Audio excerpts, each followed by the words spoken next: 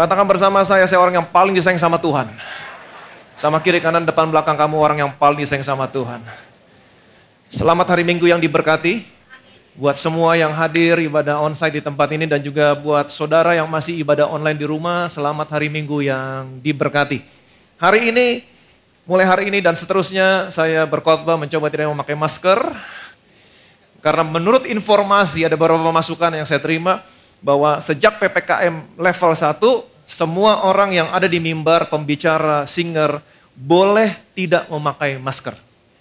Kita baru tahu kemarin, setelah sekian lama. Jadi kita mencoba untuk tidak memakai masker, tapi jemaat tetap memakai masker. Nah, kenapa? Karena saudara berkerumun. Saya tidak berkerumun di sini. Oke, jadi saudara tetap pakai masker, nanti pelan-pelan kita percaya segala sesuatunya akan kembali dengan normal kembali. Oke, selamat diberkati.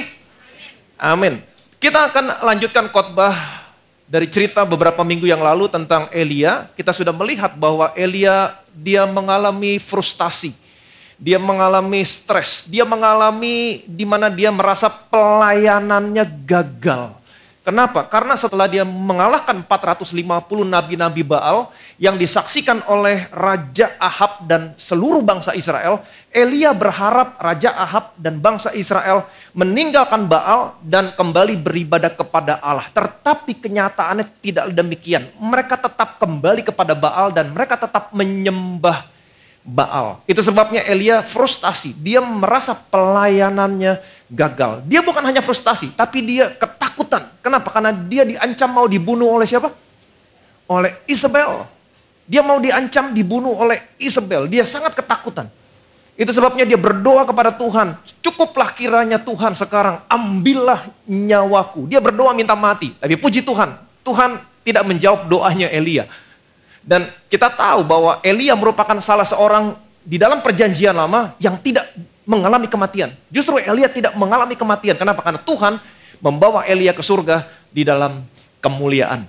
Tetapi kalau kita pelajari, Elia dia ketakutan, dia frustasi, dia melarikan diri ke padang gurun. Dia masuk ke padang gurun. 40 hari, 40 malam seperjalanan jauhnya. Kemudian Elia tiba di Gunung Horeb. Gunung Horeb merupakan nama lain dari Gunung Sinai. Dia pergi ke sana bukan berdasarkan petunjuk Tuhan, bukan. Tapi dia pergi ke sana karena kemauan dia sendiri. Dia kembali ke Gunung Horeb, dia bersembunyi di dalam satu gua di Gunung Horeb. Kemudian kalau saudara baca terus ceritanya, terjadilah angin besar yang kuat, membelah gunung-gunung, memecahkan bukit-bukit batu. Setelah angin besar yang kuat, terjadilah gempa bumi. Kemudian sesudah itu datanglah api. Tetapi Alkitab berkata, Tuhan tidak ada di sana. Tuhan tidak ada dalam angin yang besar dan kuat. Tuhan tidak ada dalam gempa bumi. Tuhan tidak ada di dalam api. Sebagaimana yang kita ketahui bahwa gempa bumi, api, angin besar berbicara tentang penghukuman, judgment. Tuhan tidak ada di sana. Amin. Kemudian Alkitab menceritakan sesudah itu Elia mendengar bunyi angin sepoi-sepoi basah. Angin sepoi-sepoi basah berbicara tentang kasih karunia. Amin. Jadi perhatikan baik-baik, hatinya Tuhan bukan penuh dengan penghukuman. Hatinya Tuhan penuh dengan kasih karunia. Yang percaya boleh bilang amin. Amin. 1 Raja-Raja 19 ayat 13 sampai 14. Segera sesudah Elia mendengarnya, ia menyelubungi mukanya dengan jubahnya. Lalu pergi keluar dan berdiri di pintu gua itu. Maka datanglah suara kepadanya yang berbunyi, apakah kerjamu di situ, hai Elia? Jawabnya, aku bekerja segiat-giatnya bagi Tuhan, Allah semesta alam. Karena orang Israel meninggalkan perjanjianmu, meruntuhkan mezbah-mezbahmu dan membunuh nabi-nabimu dengan pedang. Hanya aku seorang dirilah yang masih hidup dan mereka ingin mencabut nyawaku. Di sini dikatakan segera sesudah Elia mendengarnya. Mendengar apa? Mendengar bunyi angin sepoi-sepoi basah. Bunyi angin sepoi-sepoi basah berbicara tentang kasih karunia. Apa yang terjadi setelah Elia mendengar bunyi angin sepoi-sepoi basah? Ia menyelubungi mukanya dengan jubahnya. Sesudah dia mendengar bunyi angin sepoi-sepoi basah, dia menyelubungi mukanya dengan jubahnya. Nah, ini berbicara tentang menyembah Tuhan. worship. Amin. Dengan kata lain, waktu Tuhan hadir bukan dalam penghukuman, kan tadi dikatakan Tuhan tidak hadir dalam angin yang besar dan kuat, Tuhan tidak hadir dalam gempa bumi, Tuhan tidak hadir dalam api, tapi Tuhan hadir dalam angin sepoi basah. Waktu Tuhan hadir dalam kasih karunia, Elia menyembah Tuhan. Dengan kata lain, kasih karunia menghasilkan penyembahan yang sesungguhnya. Itu sebabnya saya katakan sama saudara, kalau saudara adalah orang-orang yang hidupnya di bawah kasih karunia Tuhan, respon saudara menyembah Tuhan. Berdoa, menyembah Tuhan. Tetapi apa yang terjadi sama Elia? Jadi waktu Tuhan hadir dalam bentuk kasih karunia, Elia menyembah Tuhan. Kasih karunia menghasilkan penyembahan yang sesungguhnya. Saudara akan menutupi diri saudara. Saudara tidak akan berkata tentang apa yang sudah kamu lakukan. Saudara tidak akan pernah berkata apa yang kamu sudah capai. Aku, tidak akan. Tapi saudara selalu berbicara tentang apa yang sudah Tuhan Yesus selesaikan. Tetapi apa yang terjadi sama Elia di sini?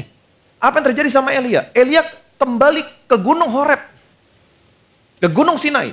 Berdasarkan kemauannya. Ini berbicara tentang orang-orang percaya yang kembali kepada hukum Taurat. Karena Gunung Horeb, Gunung Sinai berbicara tentang tempat di mana Tuhan memberikan 10 hukum Taurat. Elia kembali kepada hukum Taurat. Di sini merupakan gambaran orang yang kembali kepada hukum Taurat. Orang yang kembali kepada hukum Taurat, apa yang terjadi sama orang ini? Dia selalu merasa dirinya paling benar.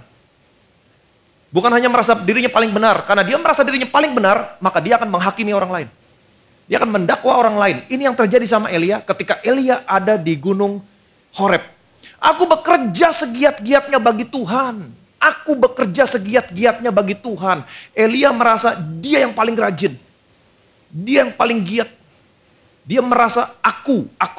Kemudian karena orang Israel meninggalkan perjanjianmu, dia mendakwa orang lain. Ini pendakwaan yang pertama. Betul? Mereka meninggalkan perjanjianmu. Mereka meruntuhkan mesbah-mesbahmu, pendakwaan yang kedua. Mereka membunuh nabi-nabimu, pendakwaan yang ketiga. Sedangkan hanya aku seorang diri merasa kembali dirinya benar. Ini yang terjadi ketika saudara kembali kepada hukum Taurat. Saudara merasa dirimu paling benar. Setelah itu saudara mulai mendakwa orang. Ini yang terjadi sama Elia. Tetapi saya mengerti, sesungguhnya di sini Tuhan sedang mempersiapkan Elia untuk membawa Elia ke surga di dalam kemuliaan. Tetapi melalui cerita ini Tuhan juga mau saudara dan saya belajar ketika Elia ada di dalam gua. Kalau saudara perhatikan baik-baik peristiwa-peristiwa sebelumnya, ketika Elia menantang 450 Nabi Baal di Gunung Karmel, apa yang terjadi di sana? Elia membangun mesbah. Betul? Dari 12 batu, kemudian Elia taruh kayu, Elia taruh korban, Elia berdoa kepada Allah, kemudian Allah menjawab doa Elia dengan menurunkan api dari langit. Pertanyaan saya, bagaimana caranya Elia berdoa pada saat itu? Apakah Elia berdoa, jawablah aku Tuhan, supaya seluruh bangsa ini tahu, aku adalah nabimu. Apakah doanya demikian? Aku, bukan. Tapi bagaimana doanya Elia? Jawablah aku Tuhan, supaya seluruh bangsa ini tahu bahwa Engkau adalah Allah ya Tuhan. Amin. Sama seperti halnya Daud ketika Daud berperang melawan Goliat. Daud juga berdoa demikian. Sesungguhnya Tuhan akan menyerahkan engkau. Tuhan akan menyerahkan engkau ke dalam tanganku. Aku akan membunuh kamu, aku akan memenggal kepalamu dari tubuhmu, supaya seluruh bumi tahu bahwa di Israel ada Allah, sebab di tangan Tuhanlah peperangan. Jadi saudara harus selalu memiliki kesadaran untuk memuliakan Tuhan. Jadi saya mau kasih tahu sama saudara, jawaban kunci atau kunci dari jawaban doa saudara adalah saudara mau Tuhan dipermuliakan. Itu jawaban, itu kunci untuk menerima jawaban doa saudara. Saudara mau Tuhan dipermuliakan. Tuhan berkati pekerjaan saya, Tuhan berkati proyek saya, supaya semua orang tahu bahwa Engkau adalah Allah yang hidup di dalam saya, memberkati pekerjaan saya. Tuhan sembuhkan penyakit orang ini Tuhan, supaya semua orang tahu bahwa Engkau adalah Allah yang tidak pernah berubah dulu, sekarang, sampai selamanya. Engkau adalah Allah yang membuat mujizat. Amin. Tetapi apa yang terjadi sama Elia? Apa yang terjadi sama Elia? Elia, dia merasa dirinya benar. Selalu berkata, aku bekerja segiat-giatnya, hanya aku seorang diri. Dan dia mendakwa orang lain. Mereka meninggalkan perjanjianmu. Mereka meruntuhkan mezbahmu. Mereka membunuh nabi-nabimu. Hanya aku seorang diri. Aku yang paling rajin, aku yang paling giat. Mereka semua hancur-hancuran. Kenapa? Karena kita tahu, Elia kembali kepada hukum Taurat. Ini yang terjadi kalau saudara kembali kepada hukum Taurat. Apa responnya Tuhan? Perhatikan baik-baik. Ayat 16, 18.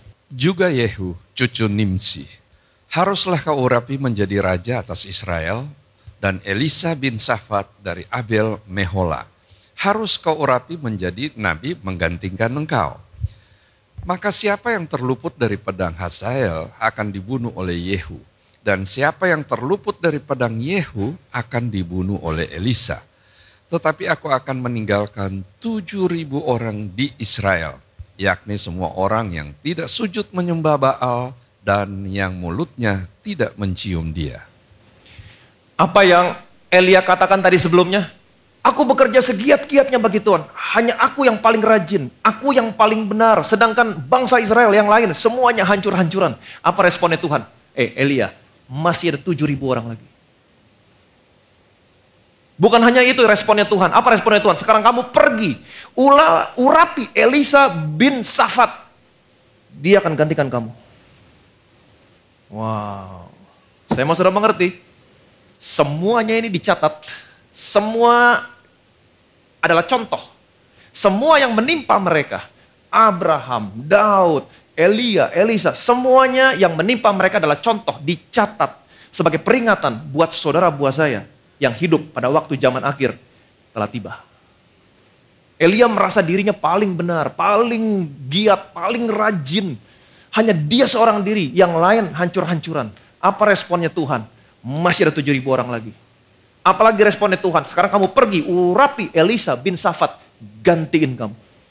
Bethesda Church bukan satu-satunya gereja yang memberitakan Injil kasih karunia. Saya bukan satu-satunya pendeta yang memberitakan Injil kasih karunia.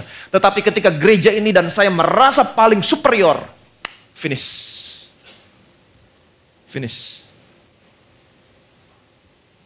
Amin. Gereja ini saya boleh ada sebagaimana ada. Seperti sekarang ini. Semua karena kasih karunia Tuhan. Amin. Jangan merasa superior. Nah, waktu Elia merasa superior, saya paling rajin, saya paling benar, semuanya hancur-hancuran. Responnya Tuhan, masih ada 7.000 orang lagi. Masih ada 7.000 orang. Kamu sekarang pergi, urapi Elisa bin Safat, gantiin kamu. Nah, apa yang terjadi setelah peristiwa di gua ini? Kalau saudara pelajari betul-betul baik-baik. Bagaimana keadaan Elia setelah peristiwa yang terjadi di gua ini. Elia, dia menjadi orang yang lebih tenang. Dia gak khawatir lagi, dia gak takut lagi. Kemudian dia banyak belajar tentang Tuhan. Dia lebih mengenal Tuhan. Dan dia menjadi orang yang lebih rendah hati. Dengan kerendahan hatinya, dia pergi, dia cari Elisa, dia urapi Elisa. Menjadi nabi, menggantikan dia. Apa yang kita bisa pelajari? Jangan pernah kembali kepada hukum Taurat. Kalau kamu kembali kepada hukum Taurat, kamu akan menjadi orang yang merasa dirimu paling benar. Dan kamu ketika melihat orang lain, karena kamu merasa dirimu paling benar, kamu akan mendakwa orang lain. Jadi jangan pernah kembali kepada hukum Taurat. Jangan pernah mendakwa orang lain. Dan jangan pernah merasa dirimu paling benar. Ini yang bisa kita pelajari dari Elia sampai di gua di sini. Kemudian apa yang terjadi setelah peristiwa di Gunung Karmel? Setelah Elia mengalahkan 450 nabi Baal, Elia berpikir Ahab, raja yang jahat, siapa istrinya? Isabel, kembali kepada Allah, meninggalkan Baal. Bagaimana dengan bangsa Israel? Elia juga berharap ketika bangsa Israel melihat bagaimana Allah menjawab doanya Elia. Elia berharap bangsa Israel juga meninggalkan Baal dan kembali kepada Allah. Tetapi ternyata tidak. Mereka tetap menyembah Baal. Kenapa? Karena Isabel jahat. Isabel memaksa bangsa Israel tetap menyembah Baal. Nah, kalau saudara lihat, Yehu cucu Nimsi yang diurapi menjadi raja oleh Elia, ini merupakan orang yang membunuh Isabel. Dan singkat cerita, Ahab mati. Ahab mempunyai seorang anak yang bernama siapa? Ahasia. Alkitab menceritakan satu hari Ahasia, dia berjalan-jalan di kisi-kisi kamar atasnya. Kemudian dia terjatuh dan menjadi sakit. Dia mengirim utusan untuk apa? Untuk meminta petunjuk kepada Baal. Wah, ini jahat di mata Tuhan. Mengirim utusan, meminta petunjuk kepada Baal, apakah dia akan disembuhkan dari sakitnya. Kemudian malaikat Tuhan menampakkan diri kepada Elia dan menyuruh Elia untuk menemui utusan-utusan ini. Perhatikan baik-baik. Tetapi berfirmanlah malaikat Tuhan kepada Elia, orang Tisbe itu. Bangunlah, berangkatlah menemui utusan-utusan Raja Samaria dan katakan kepada mereka, apakah tidak ada Allah di Israel? Sehingga kamu ini pergi untuk meminta petunjuk kepada Baal Zebub, Allah di Ekron. Sebab itu beginilah firman Tuhan. Engkau tidak akan bangun lagi dari tempat tidur, di mana engkau berbaring, sebab engkau pasti akan mati. Lalu pergilah Elia. Elia menemui utusan-utusan Raja Samaria dan berkata, apakah tidak ada Allah di Israel? Sehingga engkau pergi meminta petunjuk kepada Baal Zebub, Allah di Ekron. Beginilah firman Tuhan untuk Ahasia. Engkau tidak akan pernah bangun lagi dari tempat di mana engkau berbaring, engkau akan mati. Kemudian utusan-utusan Raja Samaria ini, Ahasia, dia kembali kepada Ahasia, dia ceritain semua yang Elia katakan tentang Ahasia. Dan Ahasia berkata begini, siapakah orang itu? Dan mereka berkata, seseorang yang memakai jubah dari bulu dan ikat pinggang dari kulit. Ahasia tahu, ini pasti Elia. Ini pasti Elia. Kemudian raja ini mengirim utusan seorang perwira dan 50 anak buahnya untuk apa? Untuk menangkap Elia, membawa Elia kepada Raja Ahasia. Ayat yang ke-9. Sesudah itu diserunyalah kepada Elia seorang perwira dengan ke-50 anak buahnya. Orang itu naik menjumpai Elia yang sedang duduk di atas puncak bukit. Berkatalah orang itu kepadanya, hai abdi Allah, raja bertitah, turunlah. Ahasia mengutus seorang perwira dan ke-50 anak buahnya. Sesudah menjumpai Elia, dia naik ke atas puncak bukit dan dia berkata kepada Elia begini, hai abdi Allah, inilah titah raja, turunlah. Betapa beraninya perwira ini. Kenapa dia berani? Karena dia punya otoritas. Betul? Yang kedua, dia punya kekuasaan. Yang ketiga, karena dia bawa orang banyak. Sedangkan Elia seorang diri. Tapi saya mau kasih tahu sama saudara, otoritas, kekuasaan, banyaknya orang tidak ada artinya di mata Tuhan. Amin. Otoritas, kekuasaan, banyaknya orang tidak ada artinya di mata Tuhan. Ayat selanjutnya, ayat 10. Tetapi Elia menjawab, katanya kepada perwira itu, kalau benar aku abdi Allah, biarlah turun api dari langit memakan engkau habis dengan ke-50 anak buahmu. Maka turunlah api dari langit memakan dia habis dengan ke-50 anak buahnya. Elia berkata kepada perwira itu, kalau benar aku abdi Allah, turunlah api dari langit memakan engkau dan memakan ke-50 anak buahmu. Apa yang terjadi? Api turun dari langit, memakan mereka habis. Setelah itu Ahasia kirim lagi rombongan yang kedua, seorang perwira plus 50 anak buahnya. Peristiwa yang sama terjadi. Api turun dari langit memakan mereka habis. Nggak kapok, kirim lagi rombongan yang ketiga. Seorang perwira, 50 anak buah. Apa yang terjadi dengan perwira yang ketiga? Perhatikan baik-baik.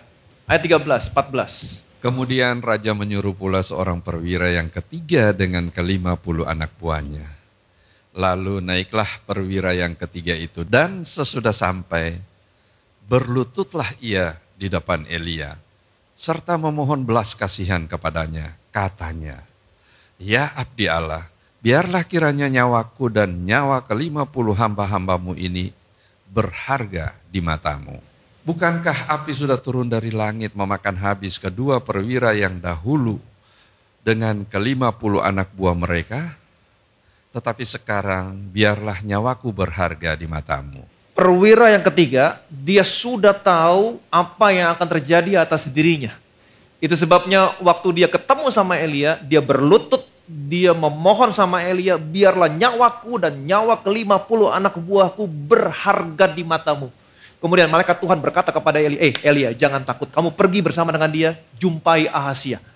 Waktu Elia berjumpa dengan Ahazia, Elia menyampaikan firman Tuhan yang sama. Apakah tidak ada Allah di Israel? Kenapa engkau meminta petunjuk kepada Baal? Seolah-olah tidak ada Allah di Israel. Beginilah firman Tuhan, engkau tidak akan pernah bangun lagi dari tempat di mana engkau berbaring. Sesungguhnya engkau akan mati. Elia pergi, Ahazia mati. Nah, apa yang saya mau sampaikan sama saudara? Saudara sudah mengerti ceritanya sampai di sini? Apa yang saya mau sampaikan sama saudara? Dalam kehidupan Elia, ada 2 kali peristiwa di mana api turun dari langit. Peristiwa yang pertama, api turun dari langit terjadi di Gunung Karmel. Waktu Elia menantang 450 nabi Baal.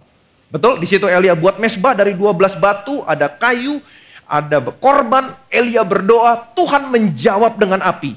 Api Tuhan turun, membakar habis korban yang ada di atas mesbah. Api yang turun di Gunung Karmel tidak membakar habis bangsa Israel. Jadi di situ ada bangsa Israel, ada korban persembahan. Api yang turun dari langit seharusnya membakar habis seluruh bangsa Israel. Karena bangsa Israel berbuat dosa saat itu. Menyembah Baal. Tapi api yang turun dari langit tidak membakar habis bangsa Israel yang berdosa. Api yang turun dari langit membakar apa? Korban persembahan. Kenapa tidak membakar habis bangsa Israel yang berbuat dosa menyembah Baal? Karena ada korban. Betul? Karena ada korban. Ini menggambarkan tentang Yesus yang tergantung di atas kayu sebagai korban untuk dosamu. Penghukuman tidak turun atas saudara dan saya yang percaya sama Yesus, tapi penghukuman turun atas Yesus yang tergantung di sana. Yang percaya boleh bilang amin. Amin. Nah, setelah peristiwa ini, Ahab dan bangsa Israel tidak belajar. Mereka tidak bertobat, mereka kembali kepada Baal. Waktu mereka kembali kepada Baal, artinya tidak ada korban yang mereka persembahkan kepada Allah. Selama bertahun-tahun tidak ada korban. Kemudian Ahab mati, seperti yang tadi saya ceritakan, Ahab mati digantikan oleh anaknya yang bernama siapa? Ahazia. Ahazia adalah raja yang jahat. Dia hidup menurut kelakuan ayah ibunya Yerobeam bin Nebat. Dia tetap menyembah Baal. Kalau dia tetap menyembah Baal, artinya tidak ada korban yang dipersembahkan kepada Allah. Tidak ada korban. Selama bertahun-tahun tidak ada korban.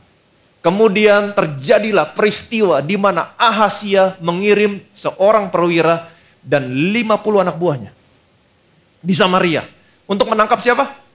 Elia. Ini peristiwa api yang kedua turun dari langit. Tapi di peristiwa ini, api turun dari langit pada saat itu memakan habis manusia. Betul? Memakan habis manusia. Rombongan yang pertama, rombongan yang kedua. Seorang perwira dan 50 anak. Pertanyaan saya, kenapa api yang turun dari langit dari sini memakan habis manusia? Karena tidak ada korban. Apa yang sesungguhnya Tuhan mau sampaikan kepada mereka dan kepada saudara? Kalau kamu tidak mau belajar betapa kudusnya aku. Allah adalah Allah yang kudus. Apa artinya? Allah harus menghukum setiap orang yang berbuat dosa. Tetapi karena aku begitu mengasihimu, aku berikan anakku sebagai korban penghapus dosamu. Supaya kamu semua yang percaya kepada anakku, penghukuman tidak turun atas kamu, tapi turun atas anakku yang aku berikan kepadamu. Tetapi mereka tidak mau belajar. Mereka tidak mau belajar. Kalau kamu gak mau percaya, maka penghukuman turun atas kamu. Wow, mereka tidak mau belajar. Mereka tidak pernah mempersembahkan korban. Itu sebabnya penghukuman turun atas setiap manusia. Kita sudah lihat di sini. Seluruhnya berdosa. Menyembah Baal. Tapi ketika api turun dari langit, tidak ada satupun bangsa Israel yang mati. Kenapa? Karena ada korban di sana. Apinya membakar korban. Bukan membakar manusia. Tapi peristiwa api turun dari langit yang kedua. Ketika Ahazia mengirim perwira dan ke-50 anak buahnya, saat itu tidak ada korban. Api yang turun dari langit memakan habis semua manusia yang bersalah.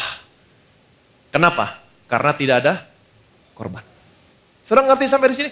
Oke, perhatikan baik-baik. Menjelang saatnya Tuhan hendak menaikkan Elia ke surga, dalam angin badai, Elia dan Elisa sedang berjalan dari Gilgal. Menjelang saatnya Tuhan hendak menaikkan Elia ke surga. Sebelum Elia naik ke surga, kita sudah lihat tadi ada 2 kali peristiwa api turun dari langit. Betul? Peristiwa yang pertama di Gunung Karmel, api yang turun dari langit tidak membakar habis orang berdosa. Pada saat itu bangsa Israel berbuat dosa, menyembah Baal, tapi api yang turun dari langit tidak membakar habis bangsa Israel. Satu pun gak ada yang kena. Kenapa? Karena ada korban.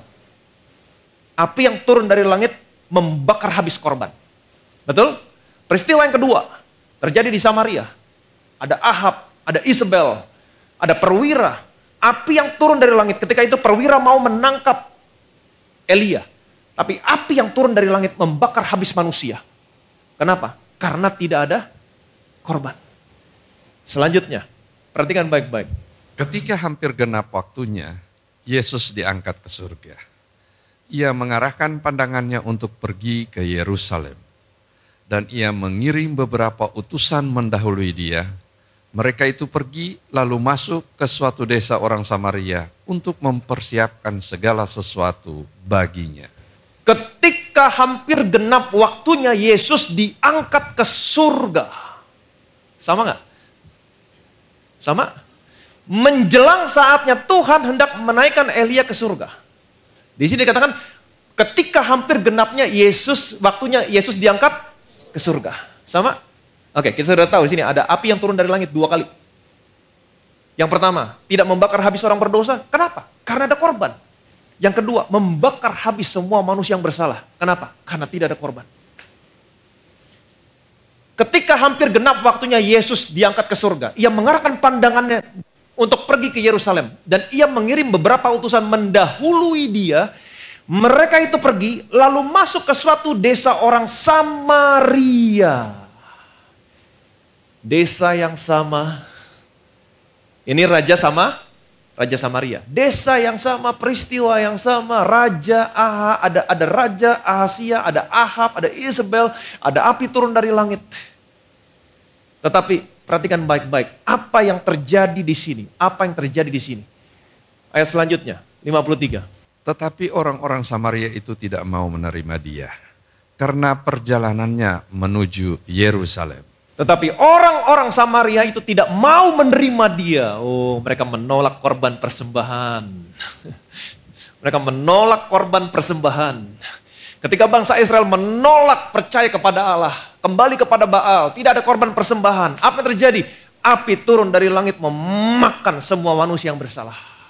Kali ini mereka menolak korban persembahan. Yesus, apa yang terjadi? Apakah api turun dari langit? Perhatikan baik-baik. Ketika 2 muridnya yaitu Yakobus dan Yohanes melihat hal itu, mereka berkata, Tuhan, apakah engkau mau supaya kami menyuruh api turun dari langit untuk membinasakan mereka? Ketika kedua muridnya yaitu Yakobus dan Yohanes melihat hal itu, mereka berkata, Tuhan, apakah engkau mau supaya kami menyuruh api turun dari langit untuk membinasakan mereka? Desa yang sama. Ketika Yesus ditolak, mereka berdua berkata, Tuhan, apakah engkau mau kami menurunkan api dari langit untuk membinasakan mereka? Apakah Yesus berkata, turunin. Karena mereka menolak aku. Apakah Yesus demikian? No. Apa respon Yesus? Ayat yang ke-55. Akan tetapi ia berpaling dan menegur mereka. Akan tetapi ia berpaling. Tuhan, apakah engkau mau supaya kami menurunkan api dari langit untuk membinasakan mereka? Yesus berpaling dan menegur mereka. Roh macam apa yang kamu miliki? Aku datang bukan untuk membinasakan. Aku datang untuk menyelamatkan. Amin. Aku datang bukan untuk membinasakan. Aku datang untuk menyelamatkan. Karena dia datang ke dalam dunia ini. Karena Bapa begitu mengasihimu, dia berikan anaknya yang tunggal menjadi korban. Persembahan untuk dosamu. Ini inisiatifnya Tuhan. Bangsa Israel bertahun-tahun tidak mau belajar meninggalkan Allah. Tidak lagi mempersembahkan korban. It is okay kalau kamu mau mempersembahkan korban. Kalau kamu tidak mau percaya korban, hukuman Tuhan turun atas kamu yang bersalah. Tapi aku begitu mengasihimu. Aku tidak mau membinasakan kamu. Aku punya inisiatif. Aku berikan korban untuk kamu. Dan korban ini bukan korban binatang. Tapi korban yang tidak bercacat, tidak bercelah. Aku berikan anakku. Korban yang sempurna. Satu kali. Untuk selamanya. Dia tergantung di atas kayu salib. Sebagai korban untuk dosa saudara-dosa saya. Supaya hari ini penghukuman atas dosamu tidak turun atasmu. Tapi penghukuman yang seharusnya menjadi bagianmu turun atas anakku. Sehingga hari ini tidak lagi ada penghukuman buat orang-orang yang ada dalam Kristus Yesus. Yang percaya boleh bilang amin. Amin. Betapa saudara dan saya diberkati Tuhan. Hari ini saudara hidup di dalam tahun rahmat Tuhan. Masa-masa yang begitu luar biasa. Apakah Tuhan berubah menjadi Tuhan yang lembek? Tidak. Kenapa dia tidak lagi ada? Kenapa dikatakan tidak lagi ada penghukuman buat orang-orang yang ada dalam Kristus Yesus? Karena semua dosamu sudah dihukum. Amin. Dosamu sudah dihukum. Dia adalah Allah yang kudus. Dia harus menghukum semua dosamu. Tapi ingat baik-baik, dia adalah kasih. Dia mengasihimu. Karena dia mengasihimu, dia tidak bisa hukum dosamu di tubuhmu. Tapi dia harus hukum dosamu. Karena dia Allah yang kudus. Dia berikan anaknya sebagai pengganti saudara, pengganti saya. Dia tidak berdosa, dalam dia tidak dosa, dia tidak mengenal dosa. Tapi anaknya dibuat menjadi dosa. Karena dosamu, dosa saya ditanggungkan di tubuh anaknya. Dan dalam murka yang meluap, Allah menghukum setiap dosamu. Tidak ada satupun yang terlewat di tubuh anaknya.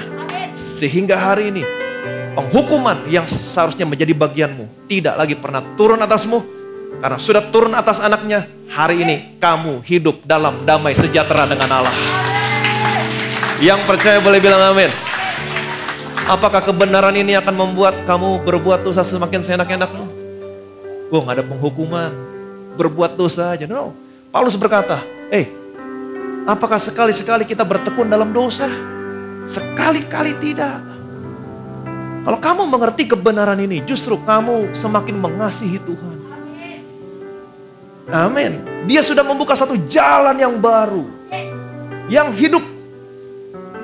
Dan ketika dia menerima semua penghukuman, ingat baik-baik, takhta Tuhan yang tadinya adalah takhta penghukuman. Ada jalan yang lama yang mematikan. Setiap orang berdosa, ketika dia datang kepada Allah, kemungkinan besar orang ini mati semakin besar.